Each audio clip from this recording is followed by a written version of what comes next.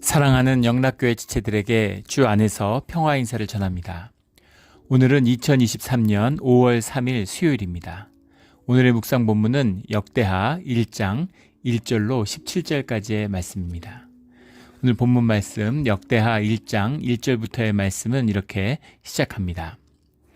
다윗의 아들 솔로몬의 왕위가 견고하여 가며 그의 하나님 여호와께서 그와 함께 하사 심히 창대하게 하시니라. 우리 역대기 상을 마치고 역대기 하를 이제 시작하는 날입니다. 역대기 하는 이제 그 솔로몬의 치세로 이야기가 시작되죠. 역대기 상이 다윗의 치세의 마지막으로 끝이 난다면 이제 솔로몬의 왕의 치세가 시작되는데 우리 역대기에 흐르고 있는 이 성전의 중요성, 제사의 중요성을 강조하며 그 주님과 함께하는 예배 가운데에서 늘 주님이 복을 주시고 또 성전이 무너졌을 때에는 늘 재앙이 뒤따랐다라고 하는 그 기록을 남기고 있는 것이 이제 역대기하죠. 그리고 이 기록은 포로기 이후에 이제 그 포로기에서 돌아온 바벨론의 포로 생활에서 돌아온 예루살렘을 중건하기 위해 모여 있는 그 이스라엘 사람들의 신앙의 고백이기도 합니다. 그 고백의 뜻 가운데 기록된 것, 이것이 역대하죠. 그래서 그 중심에는 늘 성전과 주님을 향한 제사의 문제가 중심을 이루고 있어요. 그래서 같은 사건들을 다루고 있는 열왕기와는 이제 다른, 열왕기에는 소소한 역사적인 기록을 그래도 담고 있다면 그것도 물론 신앙이 중심이 되는 것이긴 하지만 우리 역대기에서는 여러 번 나누었던 것처럼 하나님을 향한 신앙, 그 가운데에서 역사의 사건을 다시 구성하는 이런 모습을 보이고 있습니다. 솔로몬의 왕위가 견고하여 가며 하나님 여호와께서 그와 함께 하사, 이 말씀이 중요한데 견고해 간다라는 건 왕권이 강화된다는 얘기죠. 그래서 우리 열왕기 상에 2장 3장 이런 데 보면 초기 솔로몬 통치 초기에 있었던 일들이 나오죠. 아도니아를 축출한 것이라든가 제사장 아비아다를 몰아낸 것이라든가 또 군대장갑 요압을 사형에 처한 것, 또 다윗을 저주했던 시므이를 처벌한 것, 이런 이야기들이 쭉 나오죠. 그래서 그런 것들을 사건들을 통해서 솔로몬의 왕위가 견고해 가는 것처럼 보이지만 사실은 솔로몬의 왕위가 견고해진 이유는 하나님 여호와께서 그와 함께 하시기 때문이다라는 이유입니다. 심히 창대하게 하시니라. 창대하게 하다라는 그 원문의 뜻이 높이 자라간다, 높게 자라간다, 생물이 자라가는 뜻을 담고 있어요. 알라흐라고 하는 말이 이제 원형인데 창대하다는 말이 높다는 말이에요. 높아진다. 점점 위로 자라간다. 이런 얘기죠. 위로 자라가잖아요. 그 생명의 힘이 그런 것. 그런 하나님의 뜻 가운데 점점 흥황해가는 모든 것이 협력해서 선을 이루는, 이게 하나님이 함께 하시는 비밀입니다. 하나님이 함께 하신다고 해서 어려운 일이 없다는 뜻이 아니죠. 안일해진다는 얘기가 아닙니다. 그냥 편안하고 안일한 삶을 살게 된다는, 세상에선 그런 거죠. 일이 없고 안일하고 그런 것, 평안한 것, 이것이 세상의 것이라면 하나님의 평안이라는 것은 주님이 함께 하시기 때문에 주시는 안식이죠. 주님의 통치 가운데 임하는 평강입니다. 그래서 현상적으로는 고난과 어려운 일들이 계속 닥쳐요. 그런데 생명이 자라가기 때문에 주님께 의지하는 법을 배웠기 때문에 그걸 이겨나가면서 계속 승리하면서 생명이 자라가게 되는 것이죠. 왜냐하면 현상이라는 건 잠깐 우리가 입고 있는 옷 같은 겁니다. 몸이 자라나면 옷을 바꿔 입어야죠. 근데 세상은 옷이 전부니까, 껍데기니까 옷을 위해서 몸이 자라면 안 되는 거죠. 그러니까 가짜입니다. 생명이라는 건, 옷이라는 건 아무것도 아니에요. 현상 세계는 자꾸 바꿔가는 겁니다. 자꾸 자라나고 모험을 하고 고난을 겪고 그 생명이 자라가는 것이죠. 결국은 점점 끝은 더 좋게 되는 것, 끝에는 더 잘 되게 되는 것, 이것이 생명의 비밀이다라는 뜻이 들어 있습니다. 또 하나는 주님이 함께 하시는 가운데 행한 모든 일들이 선하고 의로운 일이다라는 의미도 아니라는 겁니다. 의롭다 하시고 의롭게 받아주시는 건 주님이 하시는 일이지, 주님이 함께 한다는 일이 우리가 모든 일이 옳고 의롭다라는 그런 의미가 아니라는 거예요. 한 가지 예를 들자면 제사장 아비아다를 몰아낸 것은, 이것은 아비아들이 뭘 잘못했나요? 그리고 주님의 뜻에 맞는 주님의 사람이었어요. 그런데 사실은 이 아비아다를 내보내고 왕권이 제사를 주관하게 되면서부터 성전이 타락해 가죠. 아비아달이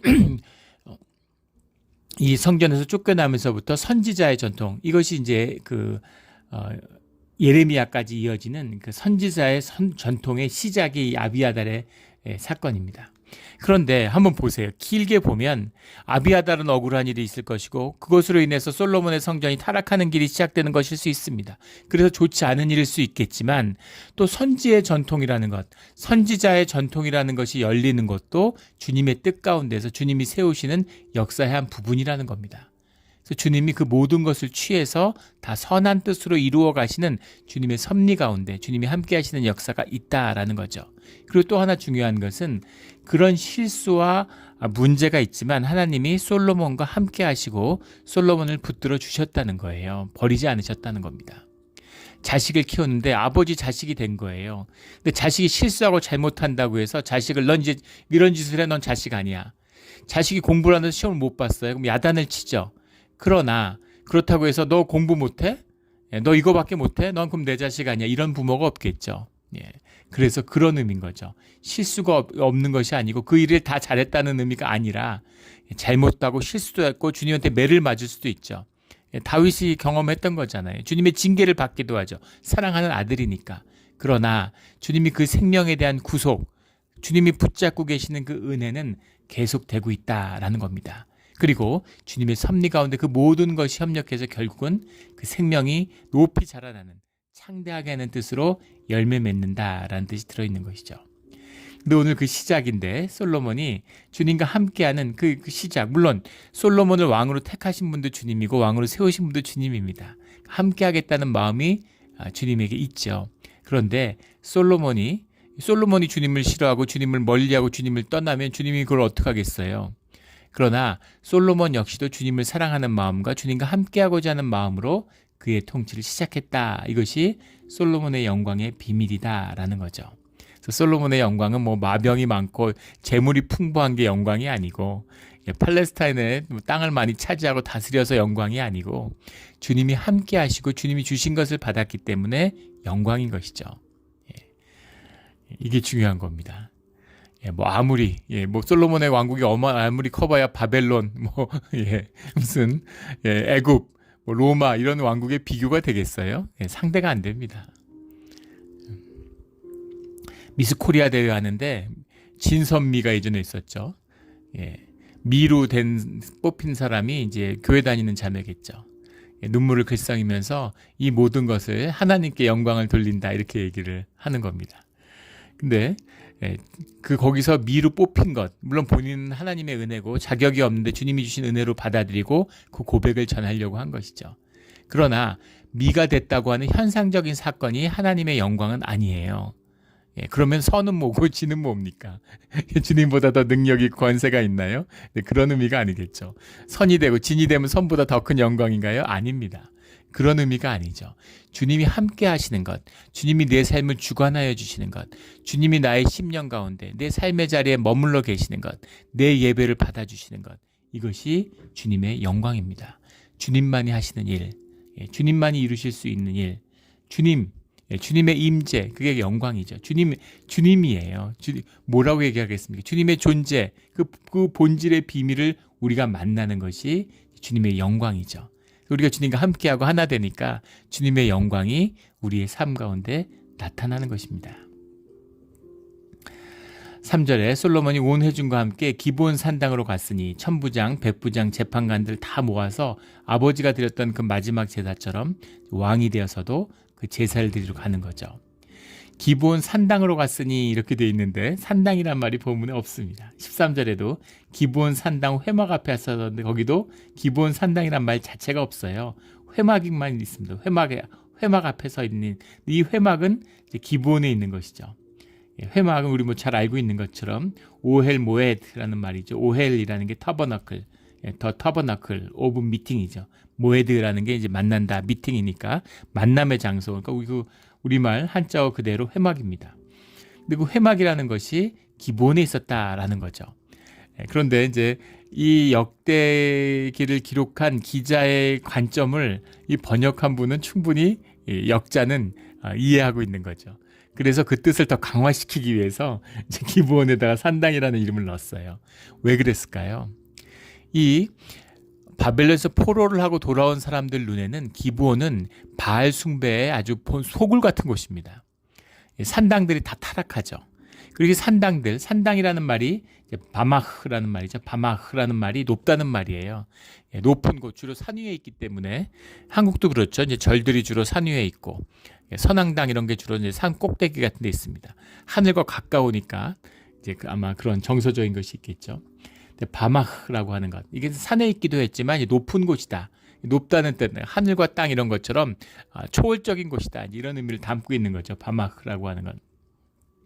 그런데 그 예루살렘의 성전이 세워지고 성전 중심으로 된다는 것은 공동체를 이룬다는 의미죠. 주님을 섬기는 한 마음을 이룬다는 겁니다. 그런데 그게 아니라 하나님을 섬긴다고 하면서 성전을 중심으로 하는 공예배로 모이지 않는 거예요. 그런데 결국은 그 성전을 벗어난 산당들이 결국은 바알의 성전이 되고 말죠. 한국도 이제 그런 일들이 일어납니다. 기도원이 영적으로 많이 타락했어요. 그래갖고 기도원 같은 게 이제 이렇게 소멸하고 영향력을 잃어버리고, 그리고 기도원이라고 안 하고 이제 요즘에는 이제 그렇게 기도원이죠. 사실은 뭐 수도원이라고 그럽니다. 공동체를 강조하고 수도의 삶을 강조하니까. 왜 그러냐면 개신교는 기도원이잖아요. 원래 수도원 전통이라는 건 가톨릭에서 이제 전해지고 있는 건데, 그런데 기도원이라고 하는 것이 삶과 구별되어서 마치 한국은 또 무속의 전통, 아주 그런 게 강하다 보니까 막 기복신앙으로 흐르고 막 능력 같은 걸 추구하고, 뭐 기도원에서 막 사람 때리고 병 고친다고 막 기도한다고 그러고, 막 40일 금식 1년에 3번씩 하고 이러면서 막 돈과 건강을 구하는 타락한, 우리가 성경을 보면 알잖아요. 주님 열심히 믿으면 돈과 건강을 준다고, 명예와 권력을 주는 것이 주님의 구속입니까? 아니죠. 진짜 내 삶은 엉망진창이지만 돈과 권력만 있으면 돼. 몸만 건강하면 돼. 그런 건 이제 결국은 마귀를 부르는, will to power는 결국 마귀로 귀결되는 것이죠. 그래서 그것이 결국은 성전을 파괴하고 이스라엘을 파괴하는 이제 그런 것으로 가는 겁니다. 이것처럼 이 산당이라는 것이 결국은 전부 다 바알 숭배로 이어지죠. 그래서 이 산당으로 인해서 이스라엘이 병들고 결국 이스라엘과 예루살렘이 망하는 곳까지 이르게 되는 거죠. 그 산당을 뿌리 뽑기 위해서 히스기야 왕과 이런 사람들, 산당을 제거하려고 노력을 안 한 건 아닙니다. 그러나 결국은 산당을 제거하지 못하죠. 땅의 욕심, 땅의 욕구를 제거하지 못해요. 우리 신앙도 마찬가지입니다. 우리가 하나님을 사랑하고 하나님을 아무리 말씀으로 살아간다고 해도 우리가 육을 입고 있는데 육의 욕심과 욕망이라는 게 우리한테서 없어지겠습니까? 그게 없어진 것처럼 얘기하죠. 종교에서는 거짓입니다. 이원화시키는 거죠. 안 없어져요. 육이 있는데 우리 안에 안일함을 좋아하는 마음, 정욕, 욕심, 탐욕 이런 게 그대로 있습니다. 없어질 수가 있나요? 육을 입고 있는데. 그러나 십자가의 것을 못 박는, 매일 나를 십자가에 못 박고 주님의 성령이 우리와 함께하기 때문에 우리가 그 죄악된 본능을 다스리면서 주님의 형상, 선한 본성을 살려가면서 살아갈 수 있는 것이죠. 그런데 그것을 살아갈 수 있는 비밀, 주님이 우리와 함께하는 비밀이 바로 교회입니다. 그리스도의 지체된 교회잖아요. 그리고 그 교회 가운데 우리가 주님의 이름으로 두세 사람이 주님의 이름으로 함께 모인 곳에 주님이 함께 하겠다고 약속하셨죠. 이것이 성령의 임재의 비밀이에요. 그래서 공적 예배와 교회는 소중한 것입니다. 뭐 이렇게 막 믿음 좋아서 교회는 타락해서 교회를 못 다녀서 믿음 좋은 사람들끼리 모여가지고 우리끼리 막 목사는 필요 없다. 뭐 그럴 수 있죠. 좋습니다. 그런데 막 유튜브로 예배드리고 우리끼리 친교하고 우리끼리 좋은 일 하며 살아가자. 그러다가 이단되고, 그러다 서로 원수지고, 막 서로 고소고발하고 막, 그런 식으로 이제 엉망진창이 돼서 교회의 이름을 더럽히는 이런 일들을 우리가 수도 없이 보죠. 그런 이야기죠. 그런데 오늘 나오는 이 기브온의 얘기는 왜 나왔을까? 기브온으로 갔으니, 기브온으로 갔기 때문이기도 하죠. 역사적인 사실이니까. 그러나 이 기브온이라는 것을 다시 기록하는 이유는 그것이 그 산당이 하나님의 회막, 곧 여호와의 종 모세가 광야에서 지은 것이 거기 있음이라 하는 그 뜻을 이야기하고 있는 겁니다. 야, 산당은 무슨 소월적인 뭐 이런 능력 있는 신을 찾는 곳이 아니야. 산당은 주님께 제사하는 곳이야. 하나님과 함께하는 여호와의 뜻에 따라 모세가 세운 것이야 라고 하는 뜻이 들어있는 겁니다. 이게 진짜야. 그래서 우리가 여기서 하나님의 제사를 드렸어. 그게 본질이야. 그걸 잊지 마 하는 거죠. 예, 그것입니다. 야, 기도원이라고 뭐 능력 있어가지고 뭐 가면 방언 터지고 사람 뭐 병 고치고, 이게 기도원이 아니야. 기도원은 주님 앞에 기도하고 나를 죽이고 십자가에 못 박는 곳이야. 주님과 더 깊이 만나기 위해서 주님께 예배드리는 곳이야 라고 하는 그 뜻을 살리는 뜻이 이 안에 들어있는 겁니다. 그런데 지금 뭡니까? 지금 여호와의 법궤는 예루살렘에 와 있어요. 그리고 기브온에서는 예전에 주님께 그 제사를 드렸던 번제단이 있는 겁니다. 그래서 결국 그 모든 것이 성전으로 통합돼서 예루살렘 성전이 주님께 드렸던 제사와 예배의 완성이다. 그 완성을 이룬 것이 솔로몬이다 라는 뜻이 이 역대기 안에 들어있는 것이죠. 그래서 우리가 기브온에서도 제사를 지냈어. 근데 지금은 예루살렘에서 지내는 게 맞아. 이 뜻이 들어있는 거예요. 주님이 성전 건축을 허락하셨기 때문에 주님은 이제 예루살렘에 계시는 거야. 이 말씀의 뜻이 이 안에 들어있는 겁니다. 그걸 살리기 위해서 기브온 산당이라는 의미를 넣고 있는 거죠. 산당과 성전이 대립하는 게 아니야. 산당과 성전이 경쟁하는 게 아니야. 그건 말도 안 되는 소리야. 예루살렘의 성전이 기브온에 이 산당이 이어진 거야. 그걸 계승 발전된 거야. 주님의 뜻이 예루살렘에 있어. 이 의미인 것이죠. 그래서 4절에 다윗이 전에 예루살렘에서 하나님의 궤를 위해 장막을 쳐두었으므로 그 궤는 이미 기린 여아림에서부터 그것을 위해 준비한 곳을 메어 올렸고 예루살렘에 와 있다는 얘기죠. 그런데 옛적에 후레 자손 5절에 우리의 아들 부살렐이 지은 우리의 아들 놋제단은 여호와의 장막 앞에 있더라. 번제단을 말하는 거죠. 솔로몬의 회중과 더불어 나아가서 여호와 앞 6절에 회막 앞 놋제단에 솔로몬이 이르러 그 위에 1000마리의 희생으로 번제를 드렸더라. 여기 희생제라는 건 레위기 1장에도 나오는 자원제입니다. 이 자원제라는 것은 전적인 헌신의 의미가 들어있는 거죠. 주님께 자원제를 드리러 기브온에 가서 그 제단 앞에서 제사를 드린 거예요. 근데 여기서 솔로몬의 선한 뜻을 볼 수 있는 거죠. 모든 사람, 자기가 결정할 수도 있고, 야, 이제 예루살렘이야. 예루살렘에서 일단 제사 지어. 성전은 안 지어졌지만 법궤가 여기 있는데 이런 식으로 하지 않고 사람들의 뜻을 모아서 하나님의 뜻을 구해서 그래서 기브온에 내려가서 제사를 지냈다는 겁니다. 그러니까 그것은 주님에 대한 또 회중에 대한 깊은 존중이 들어있는 것이죠. 그 뜻을 구하고 내가 그 뜻을 따르겠다라는 뜻이 들어있는 겁니다. 그래서 희생제사 자원제를 드리게 되는데 1000마리의 희생으로 번제를 드렸더라. 근데 이것이 진짜 소가 1000마리냐 아니면 1000번 드린 거냐 뭐 이런 1000번제에 대한 여러 논란들이 있죠. 근데 그 논란 1000번 1000마리라고 하는 또는 뭐 1000마리든 1000번이든 1000이라는 숫자는 10의 3승이죠. 3이라는 것은 이제 하나님의 숫자, 하늘의 완성을 의미하는 거고 10이라는 것은 땅의 완성입니다. 10, 100으로 나가는 건 땅의 완성을 의미하는 건데 1000이라고 하는 것은 땅의 완성과 하늘의 완성이 맞닿은 숫자죠. 이게 1000이라는 숫자예요. 그래서 1000번제를 드렸다는 건 온 힘을 다해서 드릴 수 있는 모든 내가 드릴 수 있는 모든 헌신을 다했다. 그 헌신의 완전함, 헌신의 모든 것을 주님 앞에 드렸다. 이 뜻이 들어있는 겁니다. 그것을 표현하는 것이죠. 한 1000마리 데리고 갔는데 가다가 뭐 양들이 죽고 가보니까 양들이 시원찮아서 드릴 수 있는 게 한 950마리밖에 안 됐다. 그러면 1000번제가 아니냐? 그런 뜻이 아니라는 거예요. 그래서 뭐 1000번 드렸니 1000마리니 이런 논의 자체가 의미가 없는 것입니다. 그리고 또 이 놋제단이라는 것은 우리가 규모 이런 것을 우리 출애굽기에 잘 나와 있잖아요. 이 나무로 만들어서 놋으로 씌운 거고 회막이라는 것이 크지 않아요. 근데 거기서 드리는 놋제단에서 소를 1000마리를 태운다고 생각해 보십시오. 만약에 1000마리였다면 그렇다면 그것이 아마 적어도 24시간에서 일주일을 해도 쉽지 않았을 겁니다. 그래서 그것이 1000마리든 1000번이든 그게 중요한 것은 아니고 온전한 희생제사를 드렸다. 내가 할 수 있는 최선의 제사를 드렸다. 이제 그 의미가 들어있는 것이죠. 여긴 여러 측면이 들어있어요. 1,000번째를 어떻게 드리겠습니까? 1,000마리를 드렸다고 하는데 뭐 1,000마리단 뭐 1,000마리 이상의 숫자적으로는 더 많을 수도 있겠죠. 예, 수많은 사람들이 와서 같이 제사를 드리고 모아온 거니까 예, 모아봤더니 뭐 1,500마리인데 1,000마리만 드린다 이렇게 하지는 않겠죠. 예, 주님께 드릴 수 있는 정성을 다 모아서 했다는 겁니다. 근데 엄청난 것이죠. 예, 엄청난 제사를 드리는 거예요. 이런 측면이 있는 겁니다. 누가 11조로 100만 부를 했다 한번 생각해 보세요. 예. 11조로 100만 부를 했다라는 건 여러 뜻이 들어있는 거죠. 예.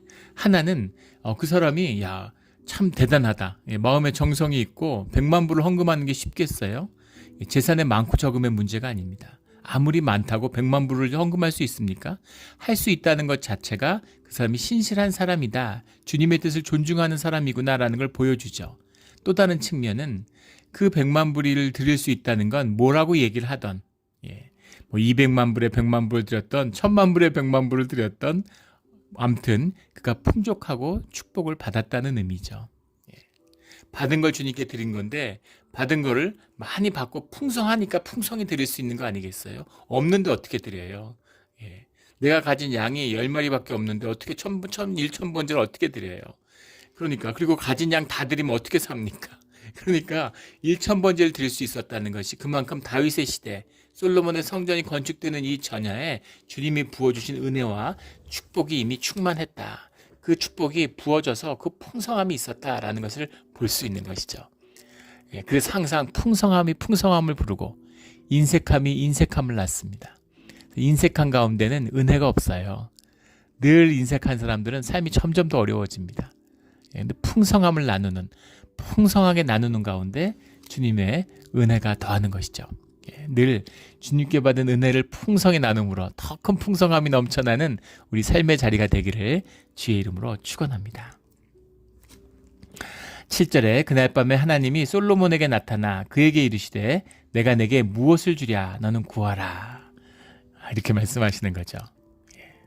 제사가 온전한 제사 주님이 받으셨다는 거죠. 이것이 제사와 예배의 의미입니다. 주님이 받으신 거예요. 주님이 기쁘신 겁니다. 기쁨으로 받아주셨어요. 그래서 그 온전한 자원제를 그 자원하는 심령을 주님이 그 기쁨과 자원하는 심령을 받아주신 거죠. 그래서 내게 무엇을 주랴 너는 구하라. 구하는 대로 주시겠다는 거죠. 내게 무엇을 주랴 이렇게 묻고 계십니다. 8절에 솔로몬이 하나님께 말하되 주께서 전에 큰 은혜를 내 아버지 다윗에게 베푸시고 내가 그를 대신하여 왕이 되게 하셨사오니 그래서 먼저 감사를 드립니다. 이 기도고 간구의 시작이죠. 감사해요. 이미 받은 게 많습니다. 내가 가진 건 내 거고 이제부터 주님께 뭘 받느냐 이게 그런 마음이면 주님을 만날 수 없죠. 내가 가진 이미 모든 것이 주님이 주신 것임을 아는 거예요. 감사한 겁니다. 구할 게 없어요. 예, 너무 채워주시니까 여호와 이레의 주님 내가 주님 때문에 여기까지 살았는데 정말 감사할 뿐입니다 하는 감사와 은혜가 있죠. 큰 은혜를 아버지에게 베푸시고 제가 주님 때문에 왕이 됐습니다 하는 감사의 뜻을 먼저 전하는 거죠. 늘 주님 앞에 감사함으로 나아가는 우리 모두가 되기를 주의 이름으로 축원합니다. 예전에 성경 공부할 때 그 가리키던 목사님이 그런 말씀하셨던 걸 기억합니다. 여러 번 나눈 적이 있죠.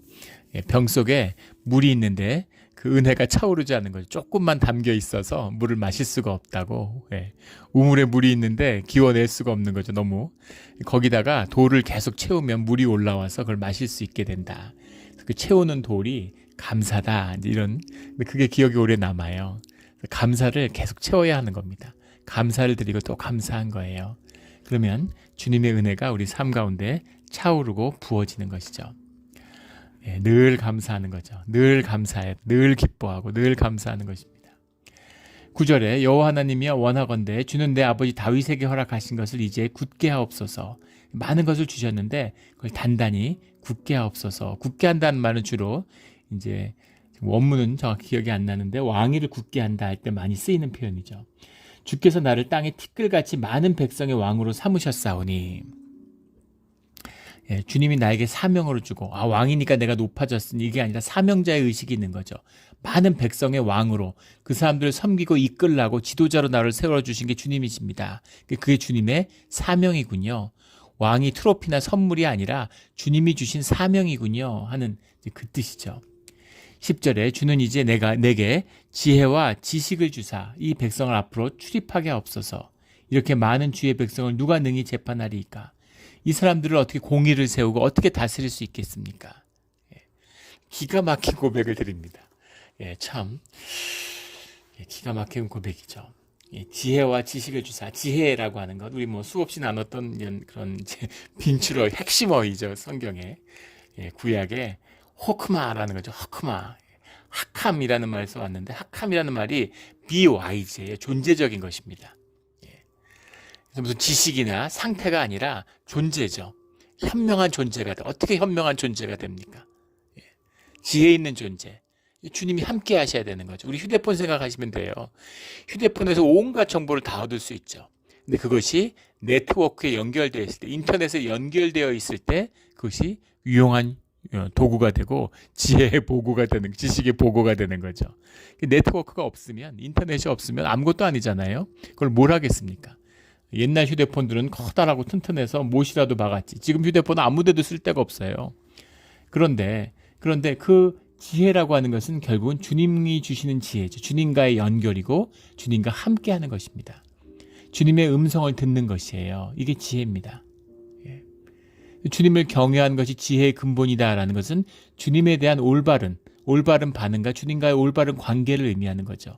그럴 때 주님이 떠나지 않고 주님의 음성을 우리에게 들려주시는, 단순히 어떤 것에 대한 분별과 지식을 주시는 게 아니라 주님이 우리에게 음성을 들려주신다는 건 주님이 우리와 함께 하신다는 거죠. 주님이 머물고 있는 그 주님의 뜻 가운데 이루어지는 모든 일들, 주님의 임재 가운데 풀어지는 모든 일들이 호크마입니다.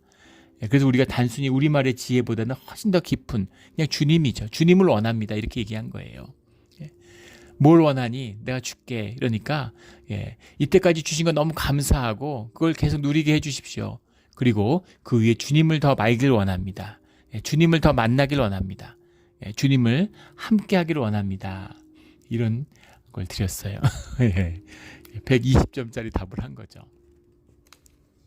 지혜와 지식을 주사. 지식이라고 하는 것은 마다라는 말이죠. 야다라는 말에서 온 겁니다. 야다 우리 너무 잘 알고 있는 깨달아 아는, 몸으로 깨달아 아는 것이죠. 깨달아 아는 겁니다. 야다라는 것, 깨달는다라는 것. 우리 군대 가면 유격훈련 받죠. 훈련소도 제일 힘든 게 유격훈련이었는데 유격훈련 받을 때 유격훈련 한참 하다가 갑자기 이제 휴식 시간을 주면서 조교가 그 부모님, 어머니의 은혜 이런 거 이제 부르게 해요. 그러면 열이면 열 다 통곡하고 옵니다. 근데 부모님의 감사함, 부모님이 정말 값없이 나를 키우셨구나 은혜를 알게 되죠. 그래서 펑펑 울어요.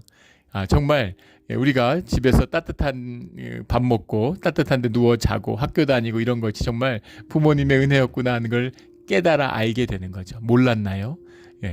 알죠. 다 압니다. 그런데 그걸 느끼지 못하는 거죠. 뼛속 깊이 깨닫지 못하는데 몸으로 깨달아 알게 되는 거죠. 고생을 하니까, 힘드니까 이렇게 몸으로 깨달아, 뼈저리게 깨달아 아는 것. 이것이 야다죠. 지혜와 지식을 주셔서 야다라는 것에는 당연히 깨달아 진리를 아는 거니까 분별의 뜻이 들어 있습니다. 그래서 마다라는 건 분별의 뜻. 주님이 주시는 지혜와 분별을 저에게 주십시오. 그러면 백성들을 능히 공의로 다스릴 수 있지 않겠습니까? 제 사명을 다할 수 있지 않겠습니까? 주님이 사명을 맡겼는데 그걸 제가 더 잘할 수 있도록 그렇게 해주십시오. 일의 우선순위가 분명한 거죠. 우선순위가 분명한 거 이것입니다. 이게 신앙이죠. 주님이 아주 기쁘셨어요. 하나님이 11절 솔로몬에게 이르시되 이런 마음이 내게 있어서 부나 재물이나 영광이나 원수의 생명 멸하기를 구하지 아니하며 장수도 구하지 아니하고 오직 내가 내게 다스리게 한 내 백성을 재판하기 위하여 지혜와 지식을 구하였으니. 부와 재물, 영광, 원수 갚는 거, 장수, 이게 다 우리가 원하는 거잖아요. 육신이 원하는 겁니다. 그런 걸 다 구하죠.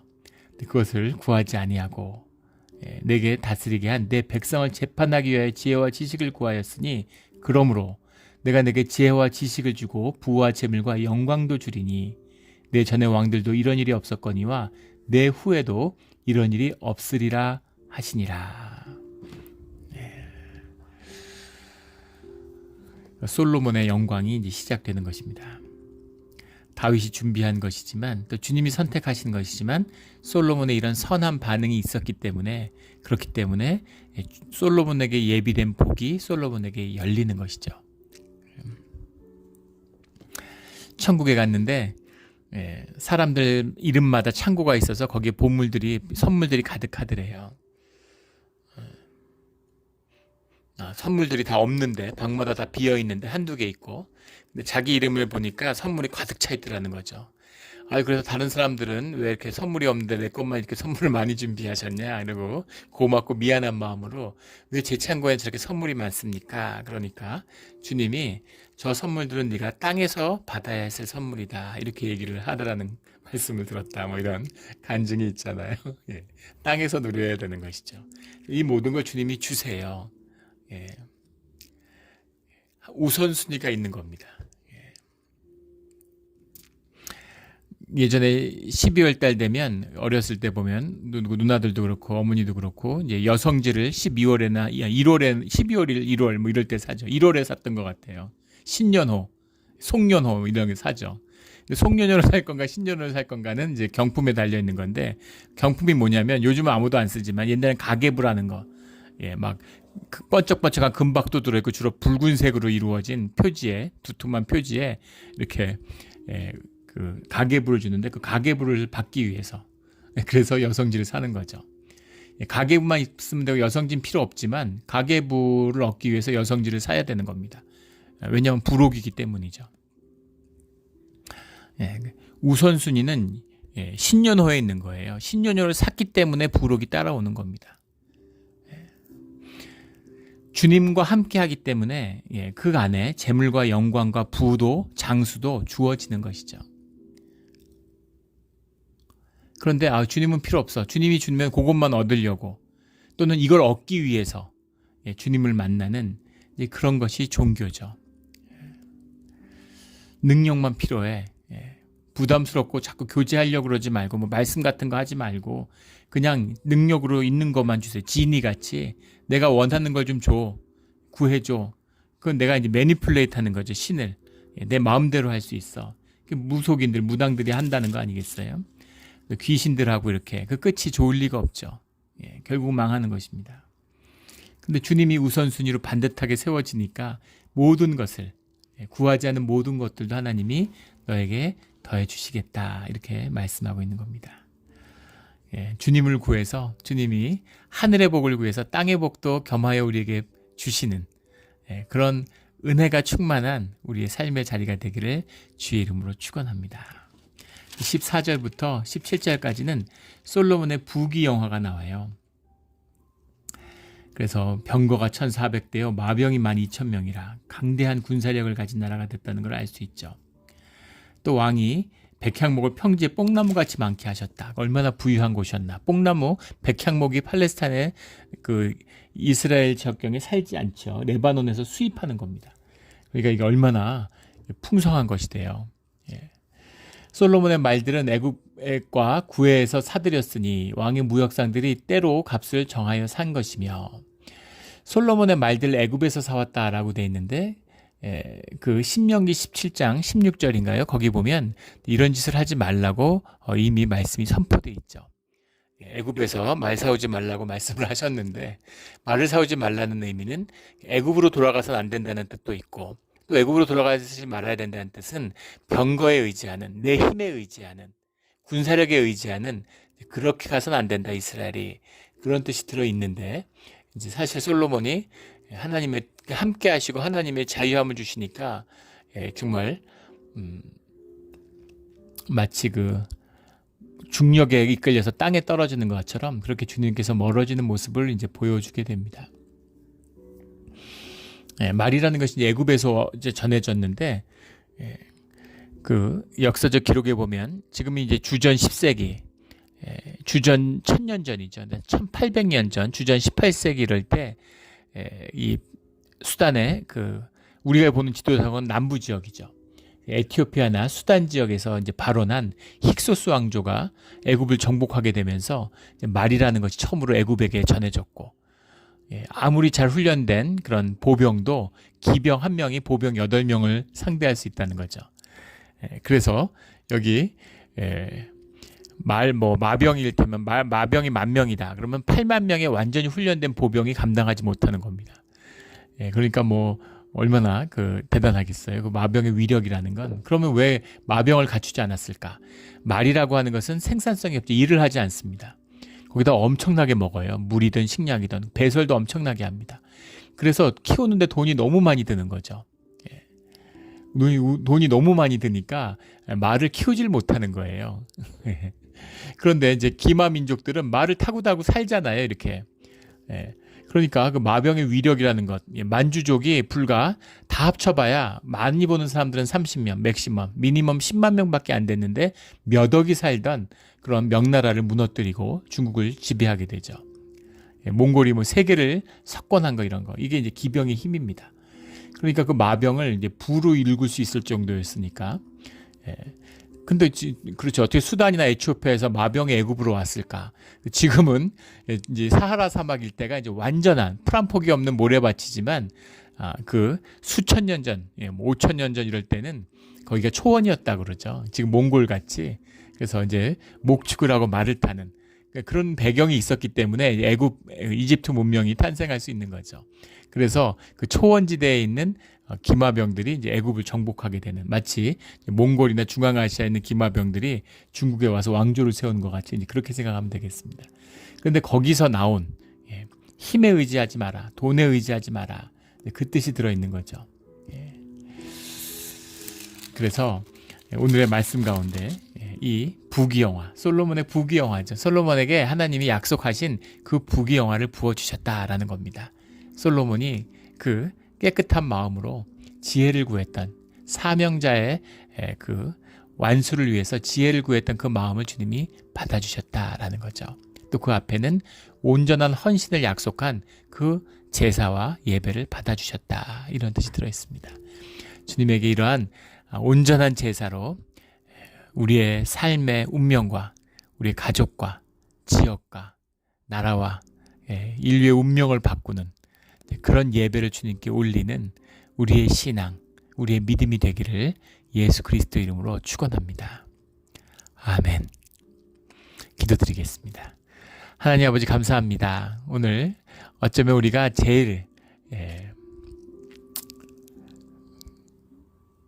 인상 깊게 읽을 수 있는 그런 솔로몬의 영광이 시작되는 솔로몬의 축복의 이야기입니다. 근데 어쩌면 우리 마음에는 솔로몬이 받은 부귀영화가 더 탐이 나는 것인지도 모르겠습니다. 하지만 솔로몬이 시작은 그 마음 가운데에서는 주님을 향한 자원하는 헌신과 온전한 헌신과 사명자로서 주님의 사명을 온전히 받들고자 하는 마음이 그 중심이었음을, 그의 마음 가운데, 믿음 가운데는 주님이 가장 먼저 가장 중요한 분이었음을 보게 됩니다. 우리의 마음 가운데에서도 어떤 길을 가든, 우리의 광야의 길이 어떤 여정이든 늘 주님이 먼저고 주님과 함께하는 그런 아름다운 예배를 주님께 올릴 수 있는 그런 우리의 삶의 자리가 되기를 소원합니다. 감사하며 예수 그리스도 이름으로 기도드렸습니다. 아멘.